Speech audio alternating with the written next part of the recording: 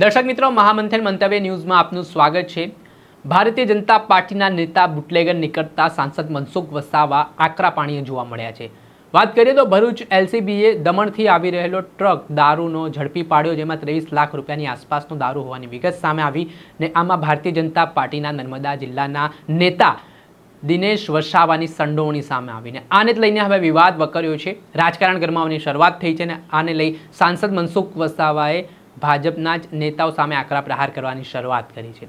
તેમણે કહ્યું છે કે આ લોકો જે દારૂ સાથે પકડાયા છે કે દારૂની ખેપ કરે છે, ગેરકાયદેસર ધંધા કરે છે, તે પહેલાં કોંગ્રેસમાં હતા, પરંતુ હવે તેઓ સત્તામાં ભાજપ છે તો ભાજપમાં આવીને પોતાના ગેરકાયદેસર ધંધાઓ ચલાવી રહ્યા છે। ત્યારે દિનેશ વસાવાની પુત્રીને નર્મદા જિલ્લામાંથી ભાજપે ટિકિટ આપી ને આને લઈને પણ સાંસદ મનસુખ વસાવાએ જે તે સમયે વિરોધ નોંધાવ્યો હતો ને આ પરિસ્થિતિને લઈને સાંસદે એ બાબતને લઈને વાત કરી અને નર્મદા જિલ્લા પ્રમુખ નીલ રાવ પર પ્રહાર કરતા શું કહ્યું તે સાંભળો। ગઈકાલે ભરૂચની એલસીબી પોલીસે ઇંગ્લિશ દારૂ દમણથી જે આવતો હતો એ મુદ્દામાલ સહિત 33 લાખનો દારૂ પકડ્યો।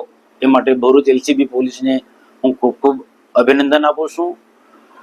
આ દિનેશ 15 વર્ષ પહેલા જ્યારે કોંગ્રેસમાં હતા ત્યારે એને 3 કરોડનો દારૂ પકડાયો હતો। તે વખતે પણ મેં આ મુદ્દાને ઉજાગર કર્યો હતો અને તે વખતે પણ માંગણી કરી હતી કે આ દિનેશ ચિત્રોલવાળાની સામે કાયદેસરની કાર્યવાહી થવી જ જોઈએ। અને આજે 1 મહિના 1.5-2 મહિનાના પહેલા પણ મેં મીડિયા સમક્ષ માહિતી આપી હતી કે મધ્યપ્રદેશ અને રાજસ્થાન અને મહારાષ્ટ્રમાંથી ખૂબ મોટા પ્રમાણમાં ઇંગ્લિશ દારૂ ડુપ્લિકેટ ને જે લોકોને ખૂબ સારી રીતના નુકસાન કરે છે એવો દારૂ મોટા પ્રમાણમાં આવે છે। નર્મદા જિલ્લામાં, રાજપીપળામાં, આંબલેતા પોલીસ સ્ટેશન, ઉમરલા, રાજપાડી, ભરૂચ જિલ્લામાં ઘણા બધા વિસ્તારોમાં જાય, કરજણ સિનોરમાં પણ આ દારૂ જાય છે। આવા મોટા બુટલેગરોના મેં નામ પણ આપ્યા હતા, પણ જે નર્મદાની પોલીસ હશે કે પછી ભરૂચની પોલીસ હશે પકડે ખરા, પણ કોને પકડે? નાના બુટલેગરોને। જ્યારે મોટા બુટલેગરોને જિલ્લાની પોલીસ ભરૂચ કે નર્મદાની એ પકડતા નથી, કેમ કે બધાના તાર અડેલા હોય।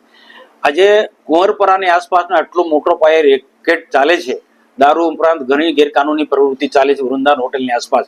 એ ડીએસપી નર્મદાને પણ રૂબરૂ માહિતી આપી છે, પણ નીચે એ કોને આદેશ આપે છે એટલે એમના આજે નીચેના લોકો એના પર પડદો પાડી દે છે। આ પ્રકારનો આખો જે દારૂનો કે બીજી ઘણી ગેરકાનૂની પ્રવૃત્તિ જે ચાલે છે એને રોકવી જોઈએ। આજે દારૂ પકડાયો છે તો એમાં પોલીસને તો અભિનંદન આપું જ છું, પણ ભૂતકાળની જેમ આવા જે બધા દારૂ કે બીજા ઘણા બધા ગુના પકડાય છે, મોટા રેકેટો પકડાય છે, એના પર પડદો પડી જાય છે તો પડદો ના પડવો જોઈએ। દમણથી દારૂ આવતો તો દિનેશને વોન્ટેડ જાહેર કર્યો છે તો એને તાત્કાલિક પકડવો જોઈએ। અને એ ઉપરાંત બીજા પણ ઘણા આવા મોટા બુટલેગરો જે છે એ પણ પકડાવા જોઈએ। અમે ખૂબ પ્રેશર કરીએ છીએ તો કોને પકડે? મોટા બુટલેગરોને પોલીસ પકડતી નથી, નાના ટાબરિયાઓને પકડે છે, નાનો ધંધો કરનારે પકડે છે ખાલી દેખાડવા પૂરતો।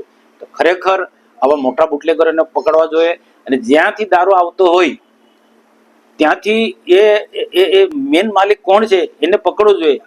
આજે રીતના દિનેશ ચિત્રોલને પકડાયો અને વોન્ટેડ જાહેર કર્યો છે એ રીતના બીજા ઘણા બધા મોટા બુટલેગરોને પણ જાહેર કરવા જોઈએ।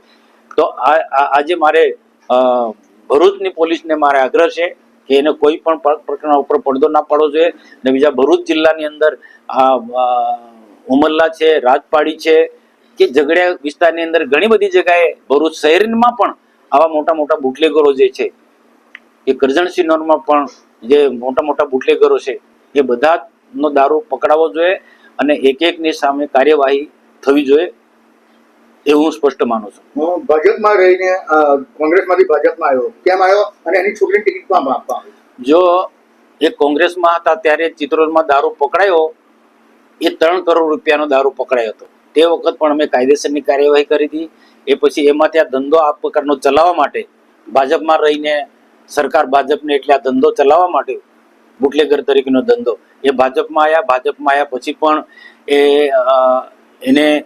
એના છોકરી મેં તે વખત પણ ના પાડી હતી કે બુટલેગર છે, બુટલેગરની છોકરીને ટિકિટ ના અપાય, પણ તે વખત આંબલેથાની સીટ પર એમની દીકરીને ટિકિટ આપીને જીતી ગઈ અને ફરી પણ પાછી હમણાં આંબલેથાની સીટ એ પુરુષની સીટ હતી, પણ છતાં પણ નીલ રાવ ખબર ને કોકના દબાણમાં આવી અને એ આંબલીથાની સીટ પુરુષ સીટ હોવા છતાં પણ દિનેશની દીકરીને જિલ્લા પંચાયતની સીટ આપી, ત્યાંથી લડાવી. તો એને અમારા ફોટા પણ સાથે દિનેશે મૂક્યા છે અને સાથે કોઈ વાંધો નથી. પાર્ટીના કાર્યક્રમમાં આવી જાય ને અમારા સાથે ફોટા પાડી લે. ઘનશ્યામભાઈ સાથે પણ આવા ફોટા પાડી લીધા છે. પણ મારો તો રેકોર્ડ છે, આ દિનેશનો સમય પણ મેં વિરોધ કર્યો છે. દિનેશ જેવા બધા જ બુટલેગરોનો ખુલ્લેઆમ વિરોધ કર્યો છે. અને નામજોગ મને ડીએસપી ને કેટલીક વખત કે જવાબદાર અધિકારી નામજોગ આપ્યા છે કે આ પ્રકારના બુટલેગરો આ પ્રકારનો ધંધો કરી. એ લિસ્ટ આપ્યું છે, મેં લિસ્ટ આપ્યું છે આ બધા બુટલેગરોના, કે આ મોટા મોટા બુટલેગરો છે. નર્મદાના જ એસપી ને લિસ્ટ આપ્યું છે.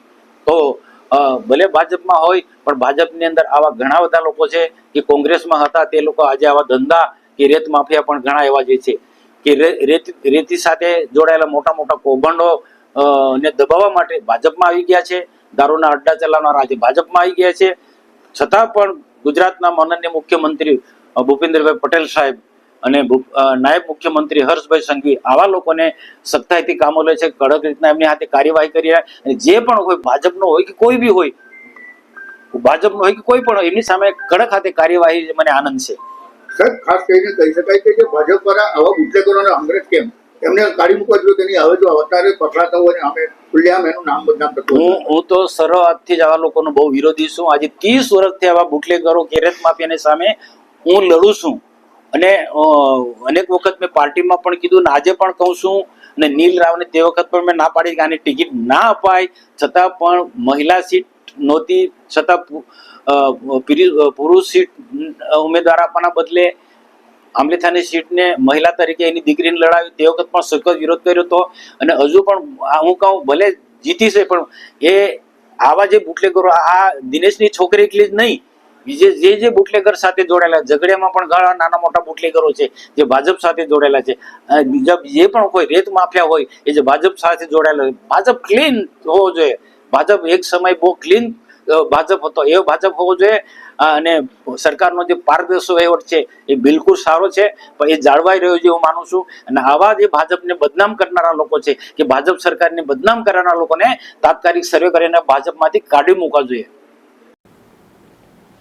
જે આપણે સાંભળ્યા હતા ભરૂચ લોકસભાના સાંસદ મનસુખ વસાવા, તેઓ કહી રહ્યા છે કે જે દિનેશ વસાવા નામનો વ્યક્તિ છે તે આ ધંધા સાથે સંકળાયેલો છે, તો તેની દીકરીને ટિકિટ આપવા બાબતે મેં વિરોધ નોંધાવ્યો, છતાં પણ નર્મદા જિલ્લા પ્રમુખને કોઈએ દબાણ કર્યું અને ટિકિટ આપી દીધી. ત્યારબાદ તેમણે આટલેથી ન અટકતા કે જે નર્મદા જિલ્લો હોય કે ભરૂચ જિલ્લો હોય ત્યાં કેટલાક બુટલેગરો ફરી રહ્યા છે તેના લિસ્ટ પણ એસપીને આપ્યા હોય તેવી માહિતી આપી છે. અને આમાં તેઓ કહી રહ્યા છે કે નાના ટબરિયાઓને છોડી મોટા બુટલેગરોને પકડવા જોઈએ, જેના કારણે આમાં આ પ્રકારે જે દારૂ બંધી છે તેની કડક અમલવારી જિલ્લામાં થઈ શકે. દર્શક મિત્રો, આવા જ નવા વિડીયો સાથે આપણે માહિતગાર કરતા રહીશું. એટલે મહામંથન મંતવ્ય ન્યૂઝ જોતા રહો, લાઇક કરો અને વધુમાં વધુ શેર કરો.